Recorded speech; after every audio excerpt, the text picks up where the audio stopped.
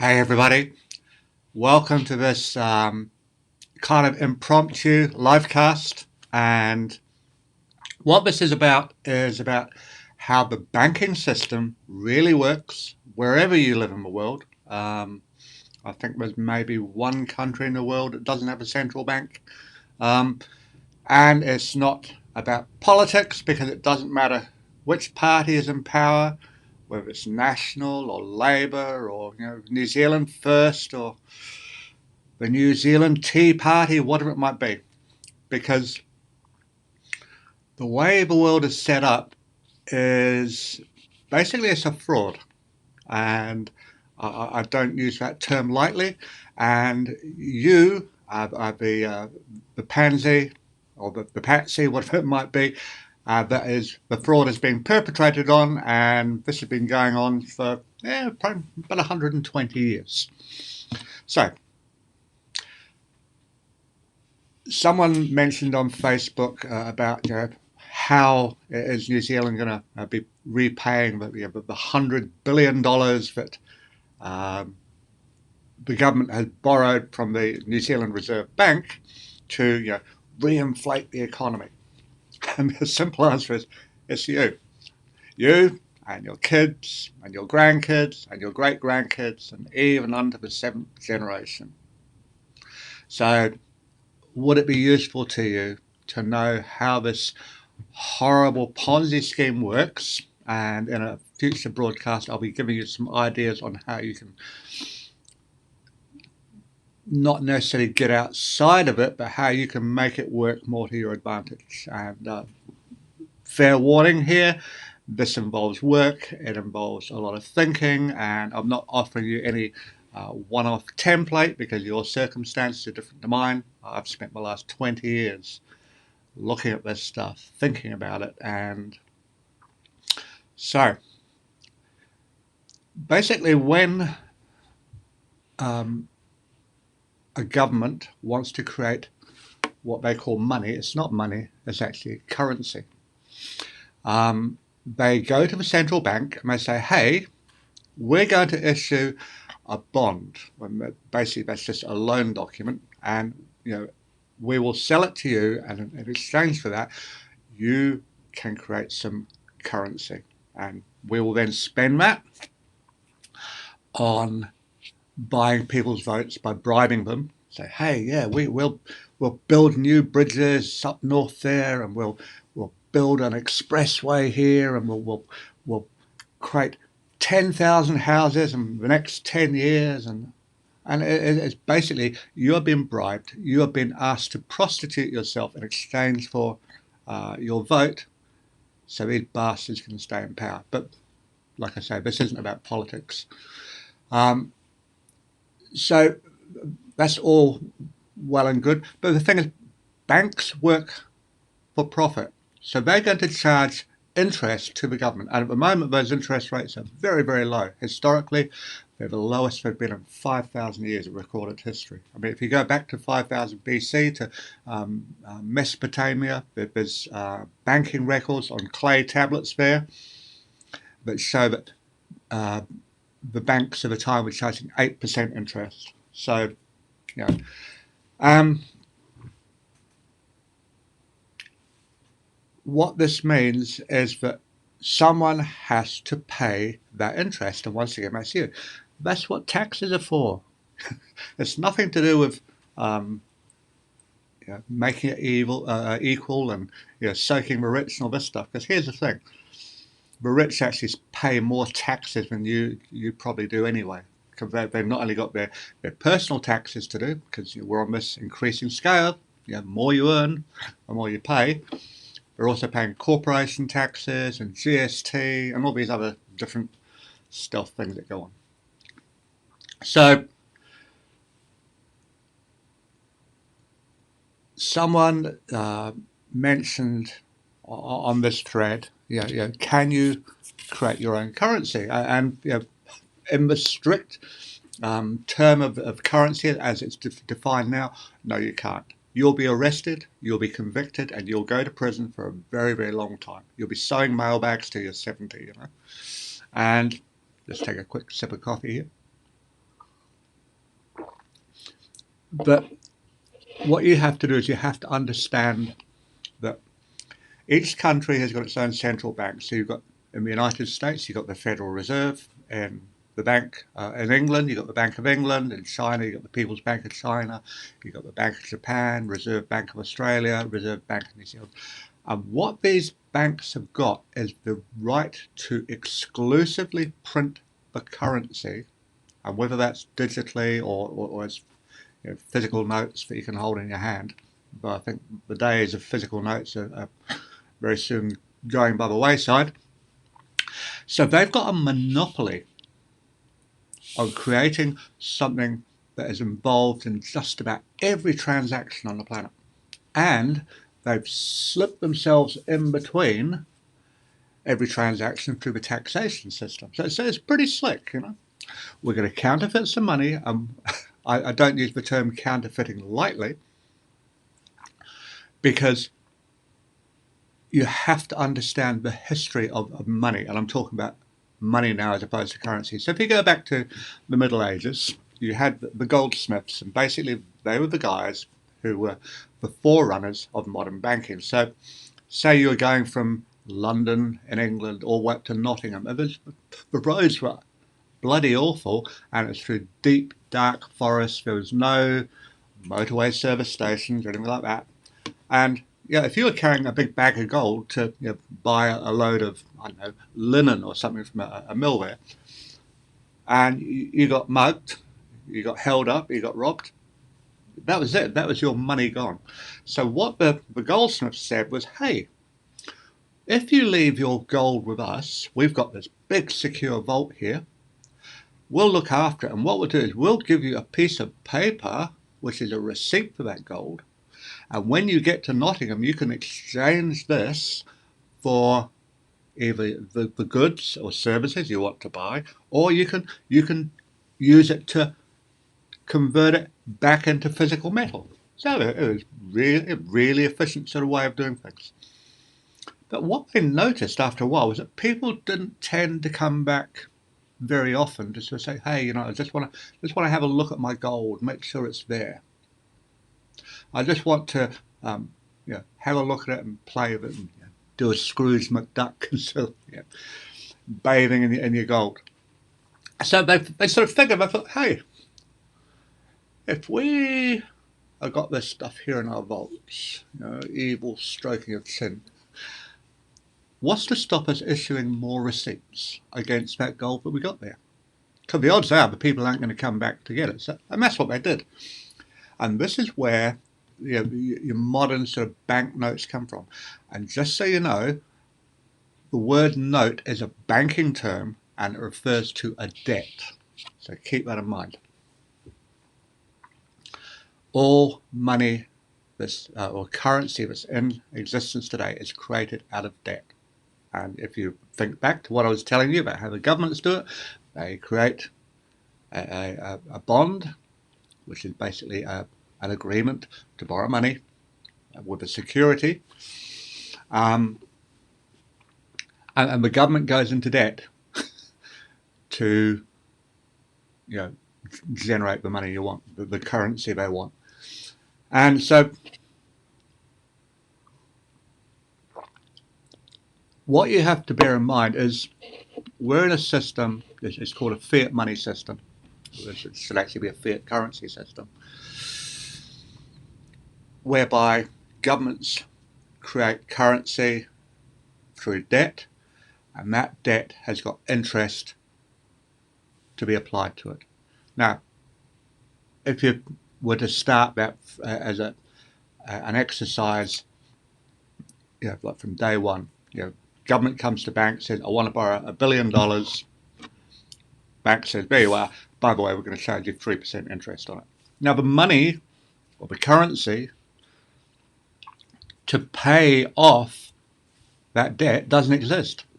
So that has to be brought into existence as well. And that's why the currency supply has to be ever increasing. We're in this exponential death loop. Why do I say that? Well,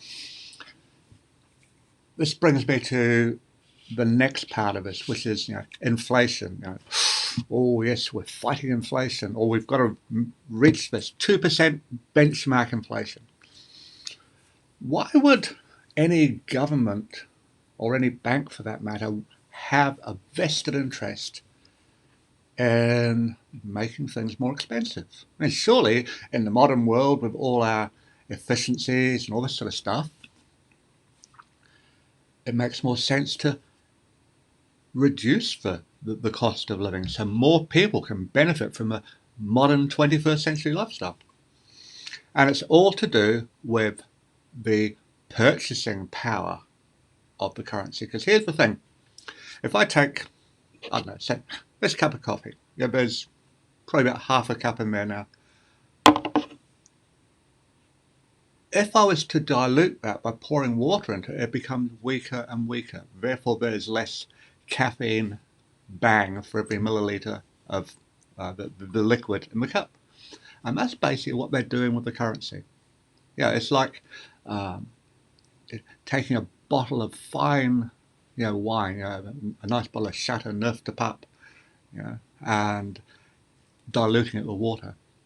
Yeah, it becomes less and less enjoyable and less potent. And that's what they're doing with your currency.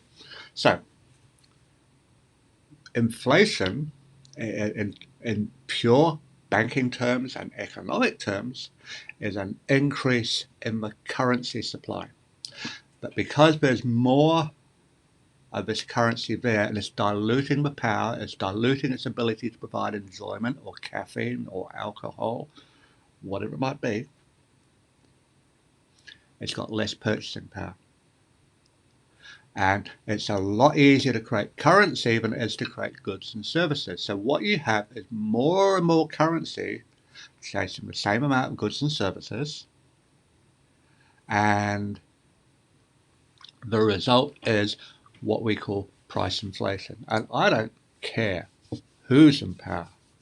I don't know who's doing the statistics here or anywhere else in the world, but they tell me there's only 1.5% inflation in food prices.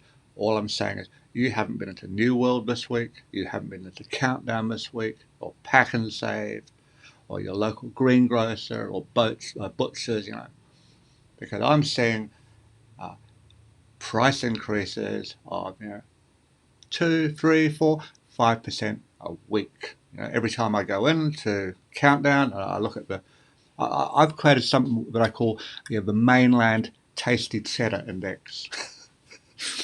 Because I can remember a year ago I could buy a kilo of mainland tasty cheddar for about $12. Here's the thing, I can't buy a kilo anymore because of this virus that has stopped their ability to be able to produce kilo blocks. They can only produce 700 gram blocks. And they're now $16. Now, I'm not a real good mathematician, but by my reckoning, that's around about a 30 to 40% increase in the price of it. So you've got all this stuff going on. But here's the thing. It's a scam.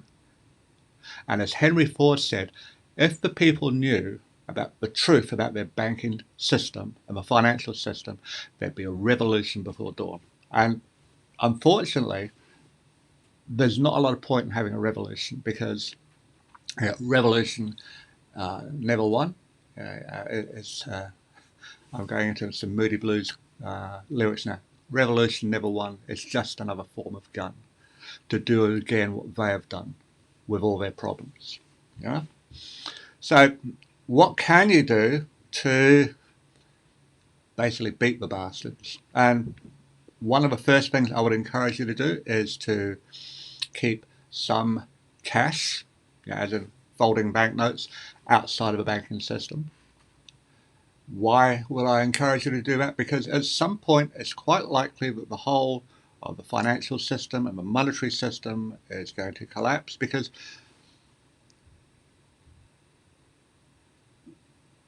money used to be a claim check on physical metal.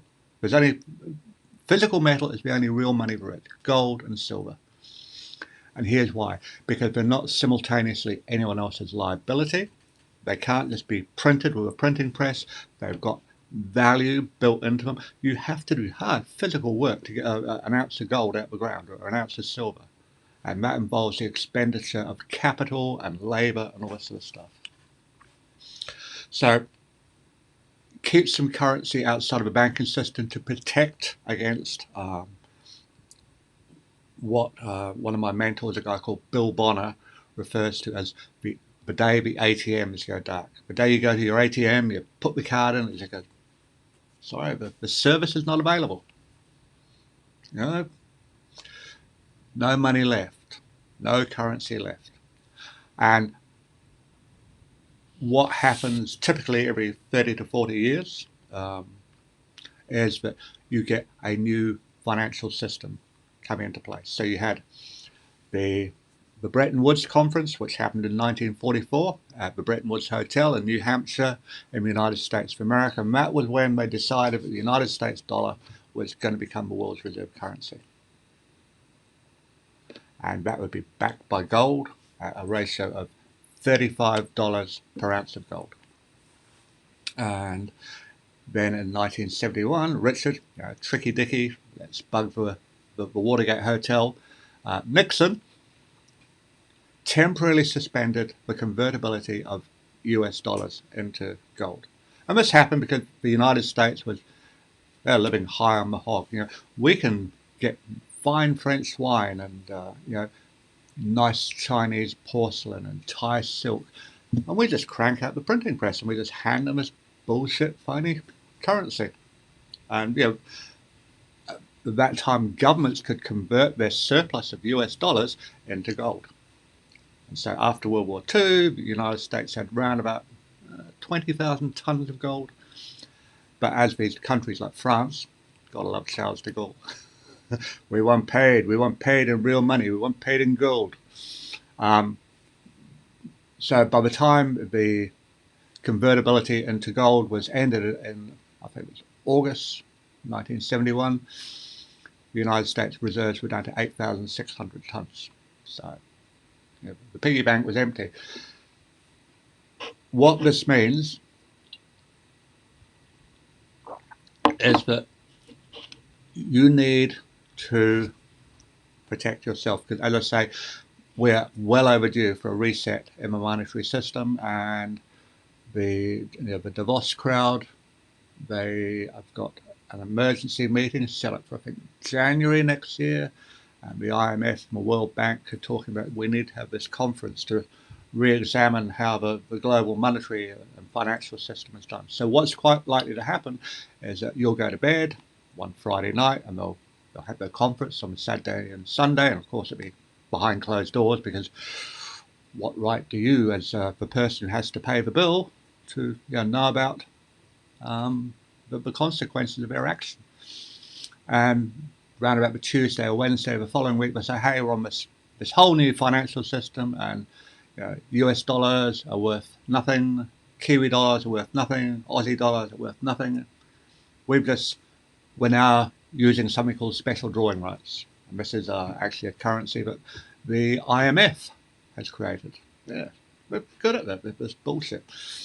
So you need to have some currency outside of the banking system, so that when the ATMs go dark, you can at least go down to New World or Foursquare, Countdown, Pack and Save, wherever you buy your food from, and get some basics in. The other thing is, keep a good store of food, because there's other things to protect yourself from in this country apart from earthquakes and all this sort of stuff. I keep a very well stocked pantry or larder, whatever you want to call it. And I keep dried food, canned food, lots of frozen food, and I also grow my own vegetables. I've got 40 kilos of potatoes growing outside at the moment. And I'm going to be growing kumara soon, and pumpkins and all this stuff. All stuff that will last a long time. And you can then trade these. The other thing I would strongly encourage you to do is to convert some of your shice dollars into real money, into gold or silver, and keeping it outside of a banking system somewhere such as Star Vaults in Singapore. They've got probably one of the best contracts on the planet. They will insure you against all events, against government confiscation, against force majeure, the whole 9 yards, and it's very, very inexpensive, and it's outside of your jurisdiction, your legal jurisdiction, unless of course you're in Singapore, in which case you could use something like Gold Money's vaults in Switzerland and Zurich, whatever it might be. Now, all I'm doing is I'm just telling you what I'm doing. It's entirely up to you. I don't make any money out of this. This is just what I am doing as a result of over 20 years of research into how the financial system really works. And here's the thing.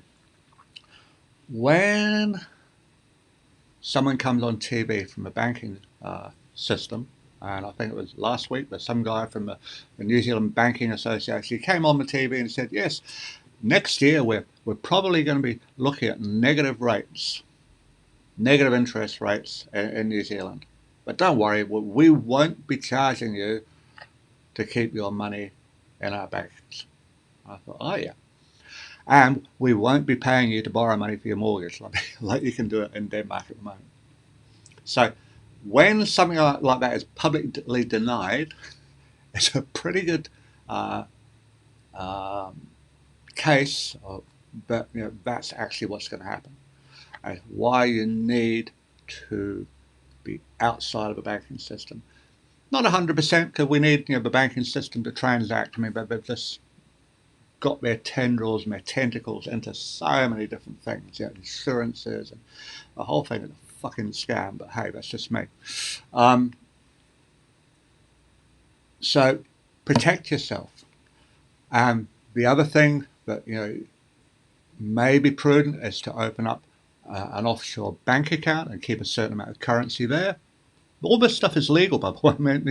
I mean, it's not just for the millionaires and the billionaires and the fat cats and all this stuff. If people are millionaires and billionaires and fat cats, how did they get that way?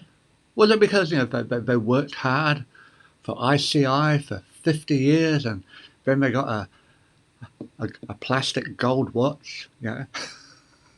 At the end of that, thank you very much. A golden handshake? No.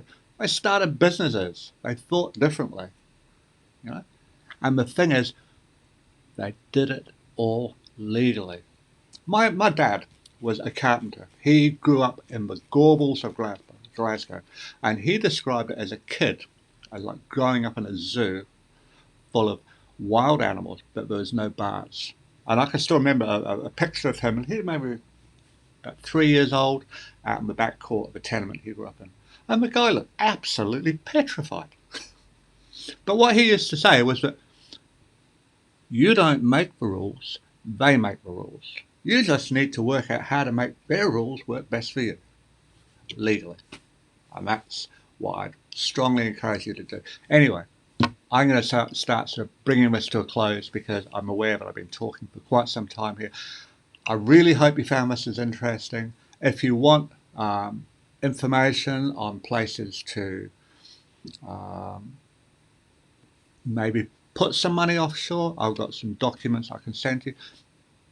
Doing it for nothing. This is stuff I paid a lot of money for, But I sort of figured out that the average guy, the average bloke on the street, Joe Bag of Donuts, Joe Six-Pack, whatever it might be, ain't going to do it because they swallowed the Kool-Aid. They swallowed the bullshit. And they think, yeah, the government's got our back. But if we're all in this together, how is it that someone who earns $500,000 a year says, hey, you can't go to work. You can't open your business. You can't have customers in the old-fashioned way. I want you to take a hit on your business because we're all in this together.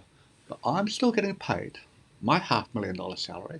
I'm still living in my nice pad in Larry Bay, about 2 miles up the road that way. The day the politicians say, okay, we want to shut down every fucking business in this country because of the health risk, and we're with you, and we won't take our salaries, the party that does that might get my vote. Probably not. I don't trust the bastards. Anyway, that's me. I'm done for now. Thank you so much for your time. I hope this is useful to you. And like I say, if I can help you to get free, to generate more revenue for you so you can have the life you want, so you can give that to your families, people you love, people you care about, then this is worthwhile. And if you're going to say something abusive, put me down, yeah, that's fine. Just don't expect me to respond to it. I'm genuinely here to help people. And my background, I spent 15 years as a priest. And I walked away from that because that was corrupt. I spent 15 years as a counsellor, helping people sort out their problems. So, I'm not in this for the money, babe. I'm in it because I care about people. Anyway, that's me done. See you soon. Have a wonderful Monday. The sun is shining with little fluffy clouds in the sky. See ya.